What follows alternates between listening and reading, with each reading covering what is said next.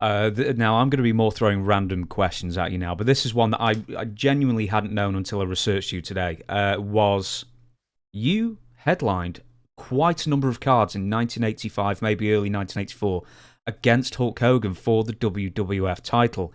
And I don't know if this is something where you don't want the tax man to know or something, but how would you compare the payoffs being in a main event with Hulk Hogan for the title compared to Tito Santana on the B shows for the IC title main event? Well, I absolutely got paid better. I mean, way better. But not, they still looked at me as the green, kind of a green kid that, and so they weren't going to overpay me, which kind of sucked, really, because I was doing the work. Him and I we were selling out everywhere, all over the country. Sometimes we're selling out weeks in advance. Sometimes there'd be 2,000 people. We're selling out the Oakland Coliseum. There's 2,000 people outside trying to get tickets to try to get in, thinking they're going to sell no extra tickets. The place totally packed, and it was like that everywhere. And we're tearing down the houses. It was easy, me and him we could go all day if we wanted to. And that was more, that was more real good experience, for me. Working main events every night, boom, boom, boom, all in all the big cities. So that really did help kind of prepare me to break on through to the other side, and then start really coming up. Break on through to the other side is a good rock and roll lyric as well, by the way.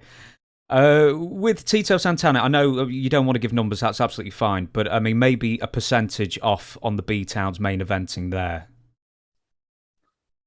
You might get 700-800.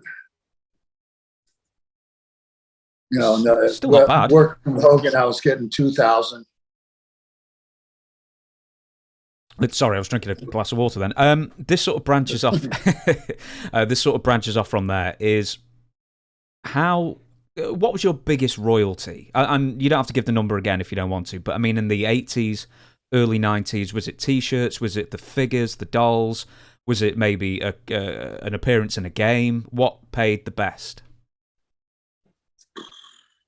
Well, the merchandise was paying pretty good. I can't even remember now. I was getting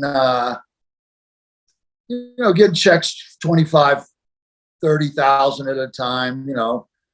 Making over 100 a year just on merch, and was looking forward to seeing that number grow and everything.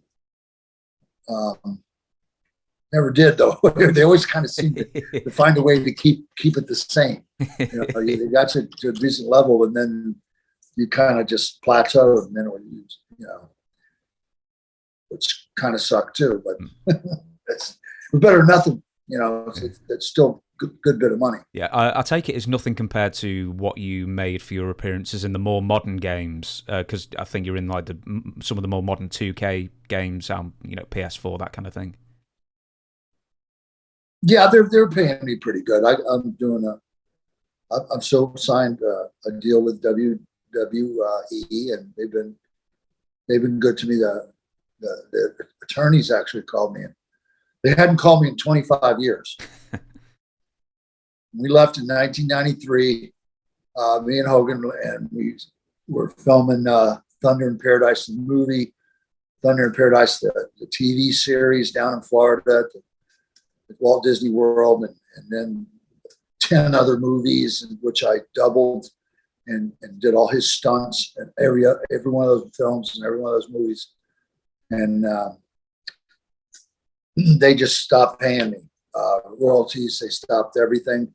And they didn't call me for 25 years. And then about 7 years ago, the phone rang one day, and it's one of the attorneys for the WWE attorneys, and this is Brutus, we're actually looking. We're trying to we got the games are really starting to are popular, and we need some live bodies that we can actually put in some games. you can't.